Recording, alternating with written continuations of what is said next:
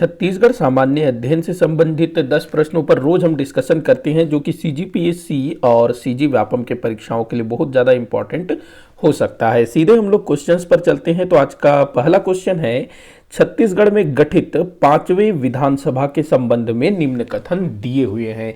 तो अभी जो विधानसभा चल रहा है यह 5वां विधानसभा है। ध्यान रखेंगे, जो पहला विधानसभा था वो वर्ष 2000 में गठित हुआ था छत्तीसगढ़ राज्य की स्थापना के बाद। उसके बाद 2003 में दूसरे विधानसभा का गठन हुआ और 2003 में जो विधानसभा गठित हुआ वह छत्तीसगढ़ में उसमें चुनाव पहली बार हुआ था। तो ये भी ध्यान रखेंगे। तो 2003 में रमन सिंह मुख्यमंत्री बनते हैं। इसके बाद फिर 2008 में तीसरा विधानसभा बना।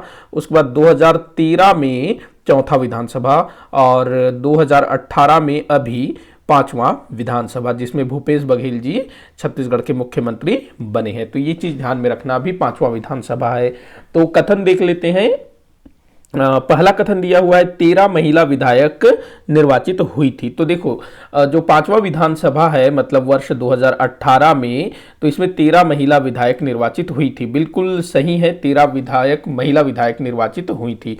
दूसरा कथन दिया है, वर्तमान में महिला विधायकों की संख्या 14 है। तो ये भी बिल्कुल सही है। अभी जो है ना महिला विधायकों की संख्या 14 हुई है। एक जो विधायक है महिला विधायक वो बढ़ गई है, क्योंकि 2018 के बाद दंतेवाड़ा विधानसभा क्षेत्र के जो विधायक थे भीमा मंडावी जी, उनकी नक्सलवादियों द्वारा हत्या कर दी गई। तो दंतेवाड़ा विधानसभा क्षेत्र में उपचुनाव हुए, जिसमें देवती कर्मा वो जो है निर्वाचित होती हैं। तो इस तरह से महिला विधायकों की संख्या 14 हो गई है। अभी मैंने ना एक वीडियो अपलोड किया था कुछ दिन पहले, जिसमें मैंने सीजीपीएससी प्रीलिम्स 2018 में छत्तीसगढ़ से जितने भी क्वेश्चन पूछे गए थे 50 क्वेश्चन, उसमें डिस्कशन किया था। तो उसमें एक क्वेश्चन था कि छत्तीसगढ़ में 13 महिला विधायक हैं।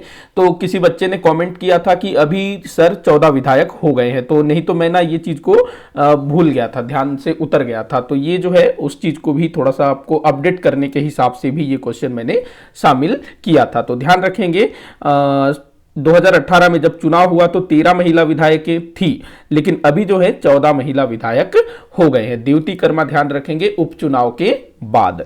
उसके बाद अगला है, तीसरा दिया है, 5वें विधानसभा में 90 विधायक निर्वाचित हुए। तो ये भी सही है भाई, मतलब तीनों कथन यहां पर सही है। कूट हम लोग देख लेते हैं तो सही विकल्प का चयन करें। तो पहला बोल रहा है कथन 1, 2, 3 सही है। तो यही आपका जो है आंसर होगा। तो ध्यान रखेंगे, शुरू में 13 महिला विधायक और अभी जो है 14 महिला विधायक हो गए हैं। अगला क्वेश्चन है, निम्न कथनों को पढ़ने को कह रहा है, देख लेते हैं।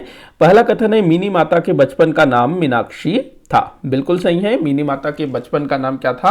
मीनाक्षी। अगला दिया हुआ है, मिनी माता का विवाह सतनामी समाज की गुरु अगम दास के साथ हुआ था। यह भी बिल्कुल सही है। अगला दिया है, मिनी माता के नाम पर महिला उत्थान के क्षेत्र में राज्य सरकार द्वारा सम्मान प्रदान किया जाता है। यह भी बिल्कुल सही है। मिनी माता की मृत्यु हवाई दुर्घटना में हुई थी। यह भी सही है। जब मिनी माता भोपाल से दिल्ली जा रही थी तो दिल्ली एयरपोर्ट से कुछ ही दूरी पर उनका जो विमान है वह दुर्घटनाग्रस्त हो गया और उनकी उसमें मृत्यु हो गई। तो यहाँ चारों कथन सही हैं। तो यहाँ आपका आंसर हो जाएगा कथन 1, 2, 3 और 4 सही है। तो अभी ना कुछ इस तरह के विकल्प आपको देखने को मिलेंगे, जैसे कि कथन 1, 2, 4 सही है लेकिन 3 गलत है। तो कुछ इस तरह के ऑप्शन आपको देखने को मिल रहे हैं सीजीपीएससी की परीक्षाओं में। अगला क्वेश्चन दिया है, छोटी नर्मदा नामक नदी किस जिले में प्रवाहित होती है? छोटी नर्मदा एक नर्मदा है जो कि अमरकंटक से निकलती है और मध्य प्रदेश गुजरात में बहते हुए अरब सागर में गिरती है। हमारे छत्तीसगढ़ में भी एक नर्मदा है जिसको छोटी नर्मदा कहा जाता है, जो कि बेलपान नामक स्थान से निकलती है। बेलपान। तो यह नदी कहां प्रवाहित होती है? मुंगेली जिले में प्रवाहित होती है। और ये जो है ना मनियारी नदी की सहायक नदी है। किसकी सहायक नदी है? मनियारी नदी की। मनियारी नदी जो कि शिवनाथ की सहायक नदी है। और शिवनाथ किसकी सहायक नदी है? तो महानदी की। तो इस तरह से ये जो छोटी नर्मदा है महानदी अपोहा तंत्र का हिस्सा है। अगला क्वेश्चन है, ब्राह्मण गंगाधर राव को किस कलचुरी शासक ने अपना मंत्री नियुक्त किया था?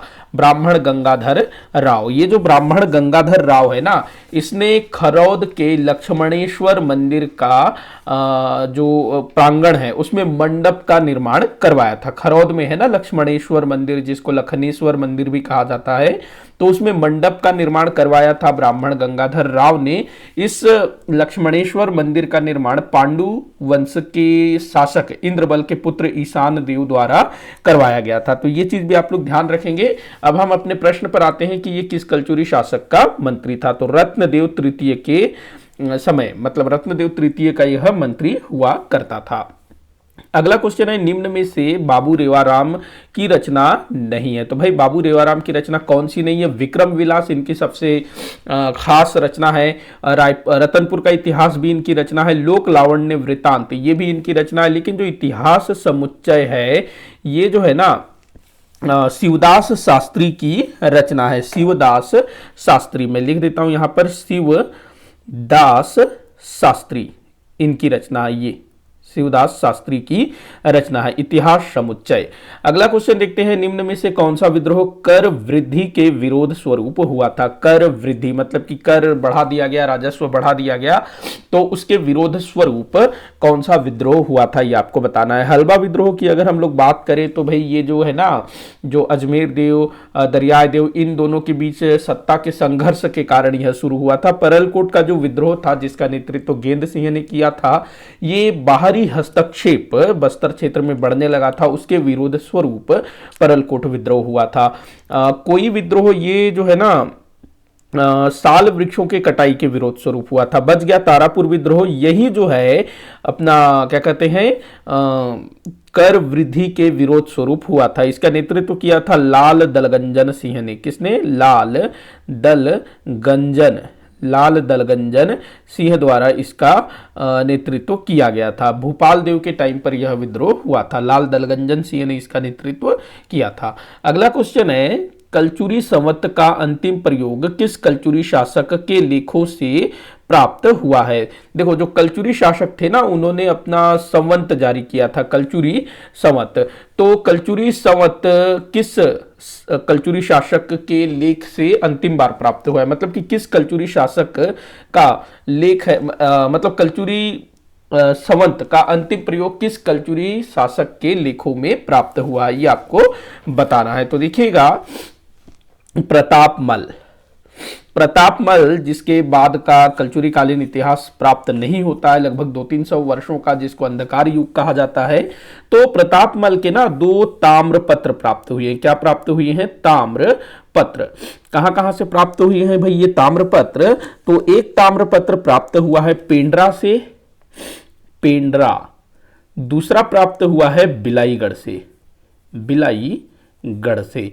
अब ये जो दोनों ताम्रपत्र हैं, इनमें जो कलचुरी संवत 969 उल्लेखित है। कलचुरी संवत 969 इनमें उल्लेखित है। इसके बाद लगभग 300 वर्ष तक का कलचुरी कालीन इतिहास हमको प्राप्त नहीं होता है। मतलब कि किसी भी कलचुरी शासक का कोई अभिलेख, कोई ताम्रपत्र, कोई सिक्का ऐसा प्राप्त नहीं हुआ है इस बीच 300 साल तक। उसके बाद सीधा जो है बाहर साय, बहारेंद्र शाह, उनके बारे में जानकारी मिलता है, जिन्होंने अपने लेखों में, अपने सिक्कों में विक्रम संवत का प्रयोग किया था। तो इसको ध्यान में रखेंगे। तो प्रतापमल अंतिम वह शासक है जिसके लेखों में हमें कलचुरी संवत का प्रयोग देखने को मिलता है। अगला क्वेश्चन है, किस काकतीय शासक पर नरबलि प्रथा के आधार पर अभियोग चलाया गया था? तो यह था भूपाल देव। दंतेवाड़ा के दंतेश्वरी मंदिर में नरबलि प्रथा का प्रचलन है, इस तरह का आरोप इस पर लगाया गया था और इस पर अभियोग चलाया गया था। इंपॉर्टेंट है, पूछा गया है। अगला क्वेश्चन है, देवगढ़ की पहाड़ियां स्थित है। तो भाई देवगढ़ की पहाड़ियां पूर्वी बघेलखंड के पठार में स्थित है। देवगढ़ की पहाड़ियां जिसकी ऊंचाई लगभग 1033 मीटर है, ये भी ध्यान में रखना, ये भी पूछा गया है। तो पूर्वी बघेलखंड के पठार में स्थित है। अगला क्वेश्चन है, रायगढ़ रियासत के शासक किस वंश के थे? तो भाई रायगढ़ रियासत के जो शासक थे ना, वो राजगोंड थे। क्या थे? राजगोंड थे। महाराजा चक्रधर सिंह इसी रियासत से थे ना, जिन्होंने कथक नृत्य को काफी प्रोत्साहन दिया, और आज उन्हीं के स्मृति में रायगढ़ में चक्रधर समारोह आयोजित किया जाता है। तो भाई इसी के साथ आज का ये वीडियो यहीं पर समाप्त होता है। आप लोग मुझे कमेंट करके बताइएगा कि आपसे कितने क्वेश्चन सॉल्व हुए। किसी भी क्वेश्चन में कोई भी डाउट हो तो जरूर बताइएगा ताकि मैं उसको सॉल्व कर सकूं। वीडियो को आखिर तक देखने के लिए बहुत बहुत धन्यवाद।